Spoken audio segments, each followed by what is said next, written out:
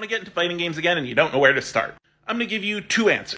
First of all, the best place to start is the thing that you think looks coolest. I am not trying to minimize your question here, it's just that fighting games are fun because they're a constant learning experience. And if you are not 100% into that learning experience, 100% into playing that game because of how cool it is, that's going to become taxing on you and you're going to fall out.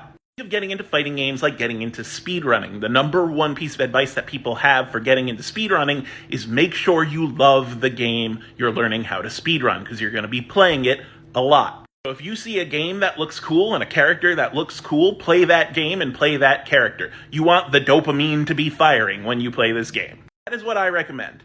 I can also recommend some fighting games for beginners. Now here's the thing. You shouldn't spend too much time on these games, because unless they are giving you that dopamine, you're going to fall out again.